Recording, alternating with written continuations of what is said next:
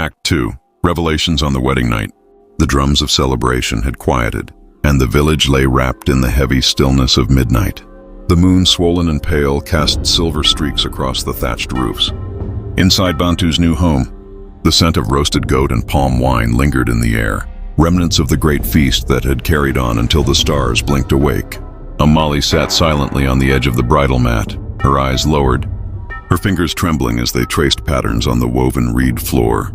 Her laughter, which had brightened the festivities earlier, had disappeared, replaced by a heavy silence. Bantu, flushed with wine and pride, approached her with the eagerness of a man certain that the world had given him its greatest treasure. Yet, as he drew near, Amali's body stiffened. She whispered softly, "Bantu, before you come closer, promise me this: what you see tonight, keep within your heart. Do not cry out. Do not let fear rule you. If your love is true, it will survive the truth." Bantu chuckled, mistaking her trembling for shyness. "Amali," he said with confidence, "you are the most beautiful woman I have ever laid eyes upon.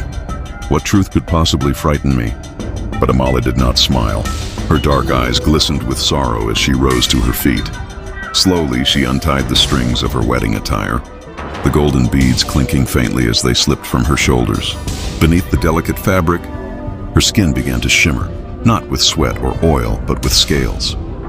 At first faint, like the glimmer of fish beneath water, then spreading, thickening, until her lower body transformed into a long, sinuous serpent's tail, coiling upon the floor with a hiss that filled the room. Bantu's heart slammed against his chest. His breath caught in his throat. He stumbled backward, his eyes wide with terror. "By the spirits," he gasped. You are no woman. You are a monster." Amala flinched as though struck. "No," she pleaded, her voice breaking. "I am both. I was born of woman and river spirit. My heart is human, my soul longs for love, but my form is cursed, hidden until the moon witnesses it. I prayed, oh, how I prayed, that you might see beyond the scales and love me still." But Bantu was deaf to her words. His fear gave birth to anger, and his pride twisted into cruelty. "You deceived me," he shouted, his voice loud enough to stir the night birds from their nests. "You lured me with beauty, and now you reveal this abomination? What man would call this a wife?"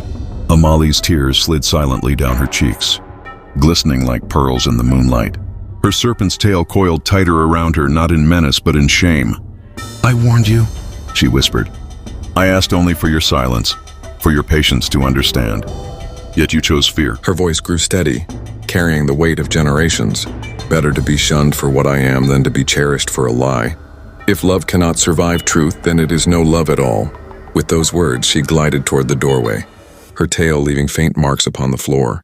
Outside, the night air welcomed her, the chorus of crickets and frogs rising as though the forest itself embraced her return.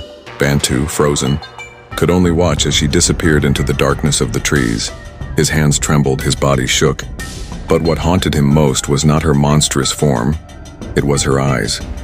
The sorrow in them pierced deeper than any blade, and he knew that it was not she who had betrayed him, but he who had betrayed her.